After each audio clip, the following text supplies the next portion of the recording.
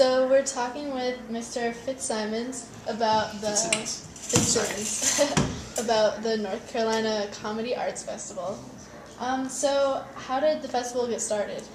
Well, back in 2000, several of the members of DSI Comedy had been heading up to Chicago, to New York, etc. around, and they decided to start a festival.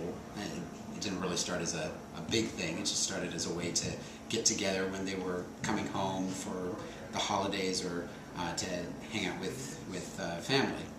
And so they all came back around the same time and started it with UNC Chips, just as like UNC Chips would perform, and then these people who had all been members of Chips would get together and do sort of a Chips alumni show.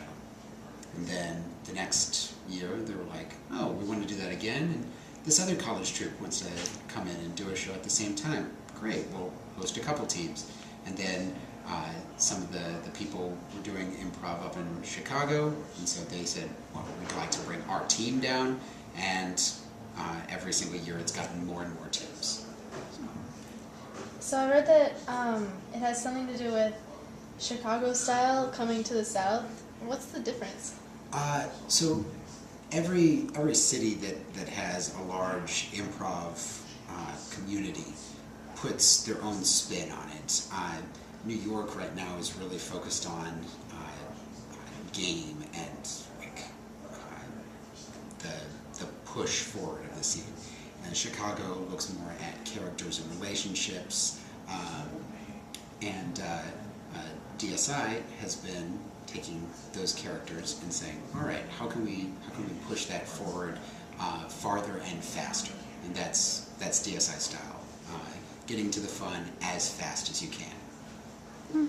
So the festival is split into sketch, improv, and stand-up. So what's the difference between those? Well, so it started off as just improv, and then now 3 festivals ago we said, oh, well, we would actually like to include more sorts of comedy in, because DSI Theater had weekly stand-up shows going on. So we said, well, our stand-up community is interested in getting involved in the festival. We'd absolutely love to have a week dedicated to that.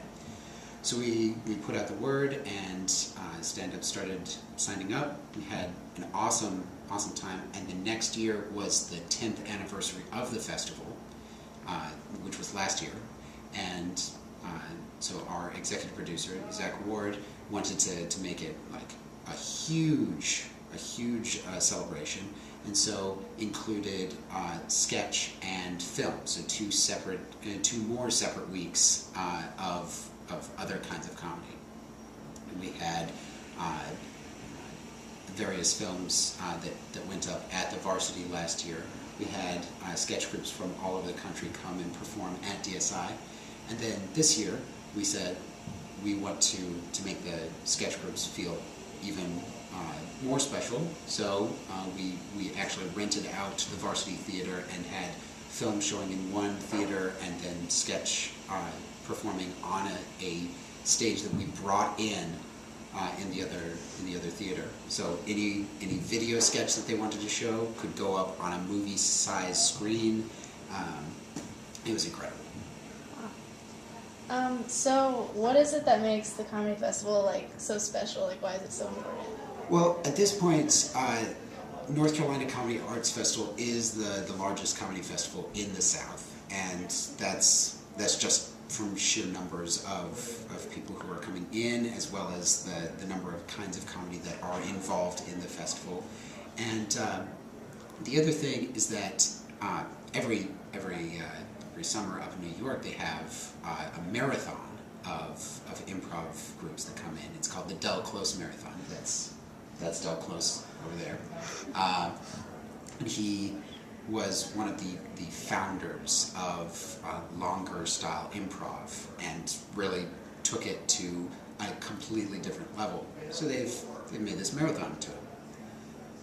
It's a marathon, so you have back-to-back-to-back groups, there's never a break. There's never a time when you're like, well, everybody who's coming to town, we're just going to go and hang out. You hang out with maybe one or two people that you meet, and either you see shows together or you go hang out in a smoky bar somewhere and get drunk. DSI says we would rather have this festival be about not so much like what's on stage, everybody focus your attention on what's on stage, so much as putting the focus on the people who are coming in. So all of our guests coming into town, we very specifically try to get them the best hotel accommodations, have community like members who specifically are there to make these people feel good and right at home. And we have specific party locations every night where we say, all right, everybody who's coming to town, all these stand-ups, all these sketch people, let's all go hang out at the top of the hill. Let's talk, let's mingle. Where like shows are done for the night, everybody's not like stage ready. They are ready to have a good time. Great, let's do it. That's awesome. So what acts or comedians are coming this year that like people really shouldn't miss? Okay, so right now we're in the middle of stand-up week, and this week has a lot of stand-up comedians who are coming in from all corners of the USA. Our main act is our Letterman special.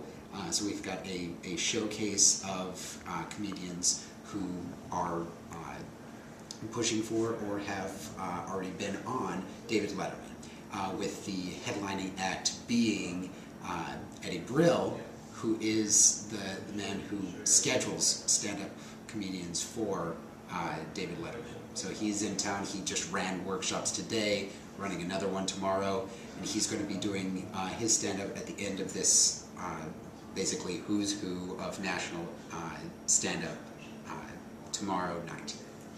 Excuse me, at this point, tonight. Next week, so improv week, and this is probably going to go online by the time that people are thinking about that. So, next Friday, Sacrificial Poets are opening up for Mr. Diplomat. So every week we have the Mr. Diplomat show at DSI. It's our free show. This week, not free, however, has Sacrificial Poets opening for it over at the Art Center. Awesome. Saturday night, also at the Art Center, we've got P.T. Scarborough is a movie where one man, we have the audience vote on which movie he has never seen before. We put it on mute, on a big screen, and he makes up all the sound effects, dialogue, music, plot, etc. It's incredible. And then on Sunday at 7:30 at DSI proper is our high school showcase, and we will be having Giuseppe performing there. So lots of East members in Giuseppe, so they'll be performing at that show. Let's see, other special things. Also on Friday is Josh and Tamara's show. So we have a Muppeteer, a Jim Henson trained Muppeteer, bringing in his puppets, and they will be doing puppet improv. So improv as puppets with a real human as the other half of the scene. Wonderful. Wow. So what kind of audience like would really enjoy the festival the most? We say that it's geared towards all ages, but really when it comes down to it, our focus demographic is about college age. So high schoolers who are like, yep, I'm ready to watch some like not late night Comedy Central. I mean, we don't guarantee content, but sort of later prime time Comedy Central level of comedy. But college age is probably our best bet in terms of demographic. So I read that 10% of all proceeds go to the YMCA. Yes. So this year we've decided to make a big push to really donate as much as we can to the Chapel Carborough Y for this entire year. So 10% of every single ticket will go to the Chapel Carborough YMCA. Cool. And you coach the student comedy team. I do. So, I do coach Giuseppe, and we've been pushing for the past 3 months, pushing towards this show coming up next Sunday the 20th. So, like, what's involved in coaching? Like, can you teach someone how to be funny? Well, one thing that we say is that we don't teach people to be funny, we teach people how to perform, because the funny will naturally come out from that. Performance, especially in improv, but in anything where you have another person on stage with you, is about yes and. It's agreeing with the other person and adding more information. And it sounds really basic, but you would be surprised how difficult it is for anybody. I'm not saying high schoolers, I'm not saying like senior citizens, I'm saying every single person who comes in. It's that natural tendency to say, I'm right, I'm totally right, I know what I'm doing. And when somebody else says, hey, there's a hat full of shaving cream, you're like, I really don't want to put that on my head. But in improv, it's an invisible hat filled with invisible shaving cream, so why not? Wow. Is there anything else people should know about the festival? Just that we're really, really proud to have over 60 DSI company members all helping and making this the best festival yet.